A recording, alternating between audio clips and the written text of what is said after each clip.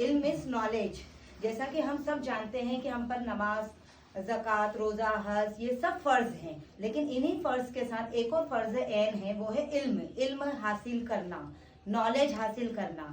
ठीक है, वैसे हम सब जानते हैं कि हमारे बच्चों को स्कूल भेजना है, अदरवाइज वो क्या होगा, स्कूल नहीं भेजा तो वो अनपढ़ रह जाएगा, उम्मी रह जाएगा। हम जानते हैं कि जब तक उसको दुनियावी एजुकेशन नहीं देंगे वो लिखना पढ़ना नहीं सीख पाएगा, राइट। तो हम हर तरह से क्या चाहते हैं कि हमारी नस्ल को एजुकेट बनाए, नॉलेजेबल बनाए। तो वो इल्म क्या होता है कि हम कंपलसरी समझते हैं, लेकिन हमें जो है कंपलसरी इल्म हासिल करना, जो चीज फर्ज बताइए, फर्ज भी क्या, फर्ज एन। फर्ज एन मतलब हर इंसान को उसको हासिल करना, और उसको करना जरूरी ही जरूरी है। तो वो चीज से हम क्या है, कहीं ना कहीं थोड़े से पीछे हट जाते हैं, जो कि कई जगह इसके बारे में कुरान में इसका जिक्र भी किया गया है, जो कि हम शायद कुरान पढ़ते हैं लेकिन फिर भी उस फर्ज पर इतना तवज्जो नहीं दे पाते। तो आज हम उसी टॉपिक पर थोड़ा सा बात करेंगे, ठीक है। क्योंकि हम सब जानते हैं कि जब सबसे पहले कुरान नाजिल हुआ प्यारे नबी हुजूर सल्लल्लाहु अलैहि वसल्लम पे, तब पैगंबर जिब्राइल जब लेकर आए कुरान की आयत लेकर आए, तो सबसे पहले सूरे अलग लेकर आए, जिसमें इल्म का ही जिक्र किया गया था, जिसकी आयत 1 से लेकर 5 तक में सिर्फ इल्म की बात की गई है, न कि नमाज की बात की गई, न कि रोजे की, हज की या और किसी चीज की। सब बातें आई हैं बाद में, लेकिन सबसे पहले जो नाजिल हुआ कुरान और सबसे पहले जो सूरह उतरी, उस सूरह में सबसे पहली जो आयतों में बात की गई वो क्या की गई, इल्म के बारे में, इल्म से मुतालिक की हमें सबसे पहले दुनिया में इल्म हासिल करना है। क्योंकि हमें जब तक किसी भी चीज का इल्म हासिल नहीं होगा, हमें पता है नमाज पढ़ना, हमें पता है रोजे करना है, सब चीजें हमें पता है, लेकिन ये जब तक हमें नॉलेज नहीं होगा, कंप्लीट नॉलेज नहीं होगा, अदरवाइज हम उसको एक फॉर्मेलिटी की तरह अदा करते जाएंगे, राइट। इसीलिए इसको सबसे पहले अल्लाह ने बताया है। और ये साथ में ये तो बताइए कि इल्म पढ़ना है, सीखना है, लेकिन किस तरह से सीखना है। एक्चुअल में अगर हम हमारे रिलीजियस तबके की बात करें कि इल्म हासिल करने के लिए दुनिया में बहुत अच्छे अच्छे स्कूल हैं, सब कुछ है, लेकिन जो इस्लामिक इल्म है उसके लिए हम क्या सोचते हैं, बच्चों के लिए केवल एक हम कोई आपा लगा देते हैं कि वो उसे कुरान पढ़ा दें, या फिर हम क्या करते हैं, कोई मौलवी साहब लगा देते हैं, जो कि हम सोचते हैं कि हमारा फर्ज पूरा हो गया, हमने बच्चे को ये वाला इल्म हासिल करवा दिया। लेकिन असल में क्या इल्म हासिल करना सिर्फ बच्चों के ही लिए है, बड़ों के लिए नहीं है, बुजुर्गों के लिए नहीं है, इसमें कोई किसी तरह से औरत आदमी का नहीं है, कोई एज का डिफरेंस नहीं है। कमी एक्चुअल में हम लोगों की, क्योंकि हमारे यहाँ पे इस तरह के कोई बड़ों के लिए या ऐसे कोई मदरसे ही नहीं जिसमें हम जाके किसी भी एज में इल्म हासिल करने के लिए, सबसे पहले तो कोई एज बार नहीं, हम जिस स्टेज में है जहाँ से चाहे हम इल्म की शुरुआत कर सकते हैं। इल्म हासिल करने से मुतालिक क्या बात है, इल्म हासिल करने मतलब कि मैं क्या चीज हासिल की बात कर रही हूँ, कुरान पढ़ने सीखने की बात कर रही हूँ, वही हमारा मेन इल्म है। हम इल्म में अगर दुनियावी तौर से बात करते हैं तो क्या होता है कि अगर कोई इंसान कोई सी एजुकेशन हासिल करता है, वो चाहे MBBS कर रहा है, इंजीनियरिंग कर रहा है, या फिर टीचर है, या हम कोई और एजुकेशन की बात करते हैं, तो वो उस फील्ड में माहिर होता है, उस चीज का क्या इल्म हासिल करके उसका क्या हो जाता है, उसका क्वालिफाइड करके उस चीज का स्पेशलिस्ट बन जाता है, ठीक है। और उस शख्स की उस इल्म हासिल करने की वजह से दुनिया में बहुत ज्यादा इज्जत भी होती है। आप डॉक्टर साहब बोलते हैं, अपने टीचर को इज्जत देते हैं, या हम कोई मौलवी या फिर कोई ऐसे मुफ्ती साहब हो तो उनके सामने हमारी मतलब क्या होती है कि उनकी इज्जत ज्यादा ही है, क्योंकि ज्यादा इल्म हासिल किए हुए हैं, उन्होंने ज्यादा किसी चीज को पढ़ा है। तो ये तो एक पर्टिकुलर एक फील्ड का इल्म हो गया। हम जिस इल्म की बात कर रहे हैं वो कुरान की, जिसमें पूरी दुनिया का इल्म है, सारी दुनिया की चीजें दे रखी और हर चीज उसमें बताई गई है। तो क्या हम उस इल्म को हासिल कर रहे हैं? एक्चुअल में हम आए तो उसी इल्म को हासिल करने थे, लेकिन हम उसको उस तरह से हासिल नहीं कर रहे हैं। तो हमें सबसे पहले कोशिश करना चाहिए कि इल्म हासिल करने के लिए प्रैक्टिस बनाएं, किसी भी एज में हो उसको स्टार्ट करें।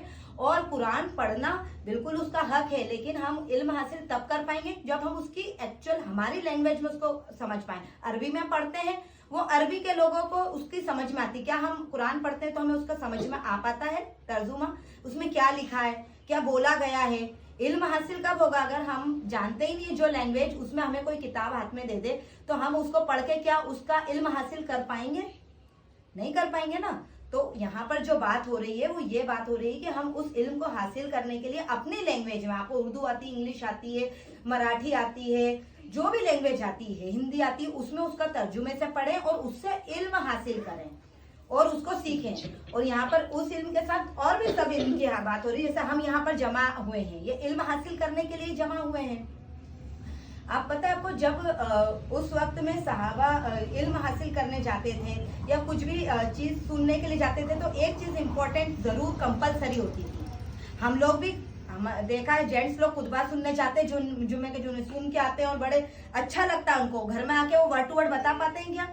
नहीं बता पाते हैं। अब वो जो मैं चीज की बात कर रही हूँ, जो एक छोटी सी कमी हम इल्म हासिल कर रहे हैं, यहाँ भी बैठ के कर रहे हैं, लेकिन उसको हम आगे और नहीं बता पा रहे हैं। और हम अपनी जिंदगी में यहाँ से जो लेकर जा रहे हैं, हो सकता है 100% अभी हमारे दिमाग में है, लेकिन बाहर निकलते टाइम कुछ परसेंट रह जाएगा, 2 दिन बाद और कम रह जाएगा, और 8 दिन बाद और कम रह जाएगा। क्योंकि हमें अल्लाह ने इतना अच्छी जगह दी कि हम हर एक वीक के बाद यहाँ आते हैं और उसको वापस से रिमाइंड कर लेते हैं। तो हम उस चीज में बने हुए, लेकिन हम दूसरों तक एज इट इज नहीं पहुंचा पा रहे। उसका मेन कारण है कि हम जो चीज यहाँ हासिल करते हैं उसको पेन कॉपी से नहीं लिख रहे हैं। जब भी किसी भी तरीके से, अब जब हम इन 5 आयतों की बात कर रहे हैं, उसमें 5 में क्या कहा गया था कि उसमें आप पढ़ो, और ये जो उतारा गया है कलाम, वो कलम से उतारा गया है। मतलब कि हम जब इसको सीखते हैं तो कलम का इस्तेमाल करें, पेन का इस्तेमाल करें, और जो चीज यहाँ से सीख के जाएं या कहीं और से भी सीख कर जाएं, तो ये कंपलसेशन रखें कि हम अगली बार से जब भी आए तो अपने साथ एक पेन कॉपी लेकर आए, और जो जो पॉइंट्स हमें अच्छे लगते हैं यहाँ पे लिखकर वही के वही अपने घर में प्रैक्टिस के तौर पे घर वालों को सुनाए, दूसरों को बताएं, और फिर उसको धीरे धीरे बिल्कुल एक्सेप्ट करें। तो हमें इल्म को सीखना है तो किस चीज से सीखना है? कलम से सीखना है। ठीक है, क्योंकि हम जान रहे हैं यहाँ पे कि इल्म फर्ज है और इसको तलब करना हर इंसान का फर्ज है। अब हम बहुत ज्यादा तो इस पर डिस्कस नहीं करेंगे क्योंकि बहुत ज्यादा लंबा हो जाएगा। और जैसा कि मैंने कहा है कि ये इल्म हासिल करना एक कंप्लीट नॉलेज है। जो इंसान इल्म हासिल नहीं करता है वो कैसा होता है?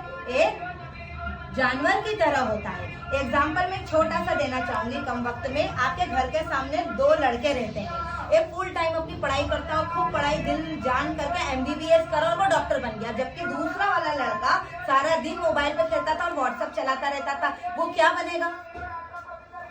बहुत सिंपल सा एग्जाम्पल है कि कोई भी शख्स किसी भी चीज का जब इल्म हासिल करता है तो वो ऑटोमेटिकली ज्यादा हो जाता है। तो हमें हर चीज में जो हम यहाँ इल्म हासिल कर रहे हैं उसको हम कलम से लिखें, उसको एक्सेप्ट करें और आगे को उसको बढ़ाएं। ठीक है, और इसके साथ में एक छोटी सी चीज और इसी के साथ ऐड करना चाहूंगी, वो जो बात है कुरान की, जैसे मैंने करी कि इल्म जो हासिल कर रहे हैं वो हम कुरान से कर रहे हैं। ठीक है, तो सबसे पहले हम ये भी तो क्लियर करें कि कुरान क्या है, क्यों इल्म हासिल करना है कुरान का। ठीक है, तो यहाँ पर सूरह शूरा में दे रखा है आयत नंबर 26 में कि पहले तो कुरान क्या है। तो कुरान क्या है? कुरान आसमान से नाजिल थे, लेकर आए हूँ, एकदम माइंड से हो गया, हमारे फरिश्ते जिब्राइल लेकर आए हैं, सॉरी, इसे दिल पर लेकर आए। किसके दिल पर? नबी के दिल पर लेकर आए हैं। मतलब कि जब उन्होंने लाए और उतारे तो प्यारे नबी सल्लल्लाहु अलैहि वसल्लम के दिल पर उतारा। और क्यों आया है ये? अब मेन पॉइंट आया, क्यों आया है? ताकि हम और लोगों तक पहुंचाएं, बताएं, और साथ में इसकी जबान कौन सी है? अरबी है, जो कि बहुत मुबीन है। ठीक है, तो ये जबान में उतारा गया और हम एज इट इज यहीं पर इसी लैंग्वेज में पढ़ रहे हैं। और अब जो आगे हम बात करेंगे कि कुरान अल्लाह की ही किताब है, ये कैसे हम क्लियर करेंगे? इसका भी कुरान में दे रखा है। इसे सूरह यूनुस की आयत नंबर 38 में, सूरह हुद की आयत नंबर 13 में, बनी इस्राइल की 88 में, और सूरह बकर की 23 और 24 में भी दे रखा है कि कोई तो बताए कि इसकी तरह एक आयत भी लेकर आए। ये पॉइंट बताए गए। इसमें जो बातें दी गई थी आज तक एज इट इज है, कोई भी बात बदली नहीं है, और ना ही इसकी कोई भी बात का कोई और ऑब्जेक्शन कर पाया है कि नहीं इससे बेहतर लाइन कर दे। जैसे एग्जांपल इसमें एक लाइन दे रखी कि दुनिया में सबसे ज्यादा मोहब्बत करने वाली माँ होती है। ठीक है, अब इसका आप चेंज करके कुछ और ले आओ, या कोई इसको बीट कर दे कोई और लाइन से, कर ही नहीं सकता। ना तो लाइन बदली है और ना इसका कोई किसी ने ऑप्शन किया है। और ये चैलेंज टू चेंज है।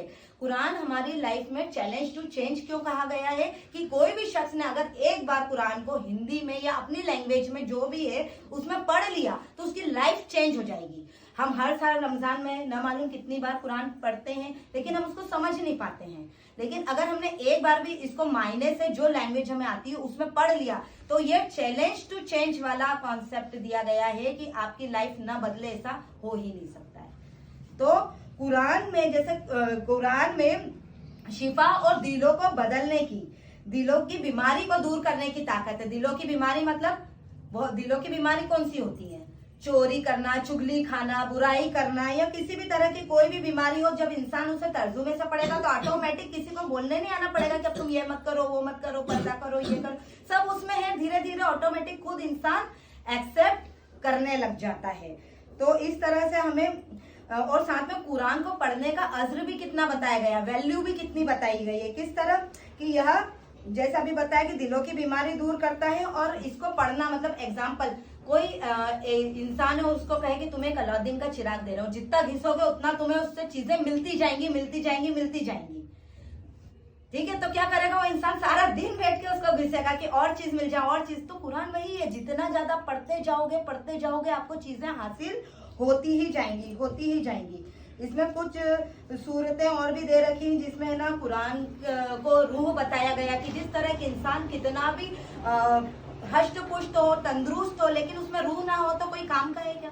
नहीं। तो इसी तरह कुरान को रूह बताया गया है कि अगर आप कुरान को पढ़ेंगे तो आपको जो है, एक जिस तरह इंसान के जिस्म को रूह की जरूरत है, इसी तरह कुरान को पढ़ने से आपको सारी चीजें हासिल हो जाएंगी। और इस तरह हम लास्ट इसको खत्म करेंगे कुरान के हुकूक के साथ, कि कुरान के हुकूक क्या हम पूरे कर रहे हैं। हर चीज का हुकूक होता है, मियाँ बीवी का, बच्चों का, पड़ोसी का, रिश्तेदारों का, दुनिया में हर चीज के हुकूक हैं। तो कुरान के हुकूक क्या हैं? कुरान के हुकूक क्या हैं और उसको हम कैसे पूरा कर सकते हैं? जैसे अल्लाह के भी हुकूक होते हैं कि अल्लाह के अलावा हम किसी और की इबादत ना करें, ये अल्लाह का हक है। ठीक है, तो कुरान के हुकूक क्या होंगे कि उसको, उस कुरान का हक ये है कि उसे अल्लाह का कलाम है और उसे मानना और उस पर ईमान लाना। ठीक है, उसकी गौर और फिक्र करना और उसको इस तरह से अपनी जिंदगी में शामिल करना कि हम उससे अमल करें, हम उसके हुकूक उस तरह से पूरे कर सकते हैं। उसकी अगर हम पूरी बातों पे अमल ना करेंगे तो दुनियावी अंदाज से हमें उसका क्या नुकसान होगा, क्या उसके अंजाम होंगे। अगर हमने उसके हुकूक पूरे नहीं किए तो हमारे लिए क्या होगा दुनिया की जिंदगी। इसमें एक सूरत आहा की सूरह नंबर 123-24 में जिक्र किया है इसका, दुनियावी जिंदगी से, कि अगर हम उसको हुकूक पूरे नहीं करेंगे तो दुनिया की जिंदगी तंगी और परेशानी से गुजरेगी। अब आप कहेंगे तंगी और परेशानी से गुजरेगी, जो लोग नहीं पढ़ रहे उनके घर में तो खूब पैसा, गाड़ी मोटर है, हमने देखा एग्जाम्पल के तौर पे, या हम कहें टाटा अंबानी के पास तो खूब पैसा, वो कौन सा पढ़ रहा है कुरान शरीफ, राइट। तो यहाँ पर जो बताया गया है तंगी और परेशानी में गुजरेगी, तो हमेशा इसका मतलब ये नहीं होता कि पैसे से तंगी, परेशानी और ये चीजों का, कोई बीवी, बच्चे, सेहत, सुकून, इज्जत, बहुत सारी चीजों से होते हैं। जिन जिन्नात, किसी न किसी चीज में इंसान उलझा हुआ ही है। ठीक है, इन सब चीजों में उलझा हुआ ही है, सिर्फ पैसे को ही तंगी और इसका नहीं कहा है। हम नहीं जानते कि जिसकी जिंदगी बाहर से बहुत अच्छी दिख रही है कि बहुत फाइनेंशियल स्ट्रांग है, लेकिन अंदर से उसके क्या चल रहा है। तो उसके घर में अगर इस्लाहियत है, कुरान पढ़ा जाता है, उसके घर का माहौल इस तरह तो हो सकता है। और ये भी एग्जाम्पल है कि क्या ये सारे काम करने वालों के घर में तो परेशानी नहीं रहती? बिल्कुल, हमने सहाबाओं के घर में देखा, कभी उनके घर में जिन्होंने पूरी तरह करा उनके घर में परेशानियां इस तरह की वाली नहीं है, क्योंकि तंगी का मतलब सिर्फ फाइनेंशियल नहीं है, हम बाकी चीजों से भी बात कर रहे हैं। और इन सबको इसके साथ में अमल भी करना, हमने पढ़ लिया, उसके हुकूक पूरे किए और उसको अमल भी करना। जो हम नौकरी कर रहे हैं या हम जो बिजनेस कर रहे हैं उसको फिर एज इट इज जो हमने पढ़ा है, सीखा, उसको वैसा फॉलो भी करना है। किस तरह से कि हम अगर मानो एक बिजनेस है, पढ़ रहे हैं, सब कर रहे हैं और तोल मोल में चीजें कम तोल रहे हैं, नौकरी में झूठ सच वाला काम कर रहे हैं, तो क्या ये सीखा और उसको अमल किया? नहीं किया। तो हमें लाइफ में जो चीज सीखी है उसके हुकूक अदा करने का मतलब ये है कि हमें आगे उसको एप्लीकेबल भी करना है लाइफ में और आगे उसको चीज भी पूरी करनी है। अब एक छोटे से एग्जांपल से बस फिनिश करूंगी क्योंकि टाइम हो गया, असर होने वाली है। देखिए, जैसे कि अगर हम कहें कि हमें जमीन पे क्यों भेजा गया, एक्चुअल में सबसे पहले तो हम ये बताएं कि हम इस दुनिया के रहने वाले हैं क्या? बहुत बड़ा क्वेश्चन है। हम यहाँ के रहने वाले हैं क्या? हम यहाँ के रहने वाले नहीं है, हम तो जन्नत के रहने वाले हैं, है ना। हम यहाँ के रहने वाले नहीं, हम तो एक तरह से कह देना कि एलियन है यहाँ पर इस प्लेनेट पे। एक्चुअल में यहाँ के रहने वाले कौन है? ये सारे पेड़ पौधे जानवर, जिनको यहाँ का मौसम भी सूट होता है। हमें जरा सी सर्दी गर्मी हो गई तो हम सर्दी में सर्दी के कपड़े निकालेंगे, गर्मी में गर्मी के निकालेंगे, बारिश में वैसे निकाल लेंगे, सर्दी जुकाम हो जाएगा, एटमॉस्फेयर सूट नहीं होता है, क्योंकि हम एक्चुअल में यहाँ के रहने वाले नहीं है। कभी जानवरों को स्वेटर पहने देखा है? खाने के लिए देखा है? घर बनाते देखा? नहीं, वो यहीं के रहने वाले। हम तो केवल यहाँ पे आए हैं। हम अब इसको ज्यादा डीपली नहीं करेंगे कि हम सब जानते हैं कि हम यहाँ कैसे आए थे, ठीक है। तो ये सभी को आदम अलैहिस्सलाम का किस्सा पता है। तो इस तरह से हम यहाँ पर एक तरह से भेजे गए थे। और यहाँ पर हम क्यों आए हैं? केवल एक छोटे से टाइम गुजारने के लिए, आजमाइश के लिए भेजे गए हैं। और हमें उस टाइम में जो जो करने के लिए बोला गया है हम वो चीजें कर कर जाएं। किस तरह से? एग्जाम्पल से जो मैं बताने वाली थी वो ये था कि एग्जाम्पल, आपने कोई बच्चे को यहाँ से दुबई भेजा है पढ़ने के लिए, ठीक है। तो वो पहली चीज उसको क्या क्लियर है कि वो वहां क्यों गया है? पढ़ाई करने के लिए गया है। दूसरी चीज उसको क्या क्लियर है कि वहां पे क्या करना है उसको? अपना जो है, जो मकसद से गया वो मकसद पूरा करके आना है। अच्छा, उसके बाद वहां पर मक्का गया है वो, तो वहां पर उसको हज करने के लिए शैतान रोकेगा। वो किस चीजों में लगा रहेगा कि मैं घूम लूं, फिर लूं, शहर देख लूं, चीजें खरीद लूं। और वो चीजें कौन रोकेगा? शैतान रोकेगा। करना कि तू ये चीज मत कर, जो काम के लिए आया वो कर, मतलब कि कुछ तो रोकेगा ना। और उसको ये भी पता है कि एक टाइम के बाद उसका वीजा एक्सपायर हो जाएगा और उसको वापस जाना है। तो सेम चारों चीज के हमारे साथ एप्लीकेबल हो रही है। जो एग्जाम्पल से हम करने कि हम जिस तरह यहाँ पर प्लेनेट पे आए हैं, हम यहाँ पे जो पढ़ाई करना है वो कौन सी पढ़ाई करना है? कुरान की पढ़ाई करना है। जो रूल्स रेगुलेशन हमें फॉलो करने हैं वो हमें सारे हदीस कुरान के हिसाब से, प्यारे नबी के जो दी हुई है सुन्नतों के हिसाब से करने हैं। और जो शैतान हमें जो है, जैसे मैंने एग्जाम्पल से बताया, वो शैतान हमें हर अच्छे काम करने से रोकता है। और जो कि हमारा वीजा एक्सपायर होने वाला है, मतलब कि नेचुरली हमें वापस जाना है। उस छोटे से टाइम में आप अगर दुबई गए तो वहां पे क्या प्लॉट खरीदोगे? वहां एक फ्लैट खरीदोगे? वहां क्या घर बनाओगे? इन सब चीजों में टाइम वेस्ट करने की बजाय जो मकसद से गए वो करके वापस से फिनिश होने के पहले रिटर्न आएंगे। फिर हम यहाँ पे क्या कर रहे हैं? ये एक बड़ा क्वेश्चन था जो एग्जाम्पल से था। इसकी हम खैर करें, समझें, और अल्लाह हमको हिदायत दे ये सारी चीजों को सोचने का, गौर करने का, समझने का, और बोलने कहने से ज्यादा हमें इन सब चीजों को पूरा करने की अल्लाह हमें तौफीक अता फरमाए। आमीन। वो शॉर्ट में मैंने अपनी बहुत सारी बातें रखने की कोशिश की है। इंशाल्लाह कुछ गलती हुई तो आई एम सॉरी। कुछ समझा दिया, बहुत अच्छी बात करी माशाल्लाह।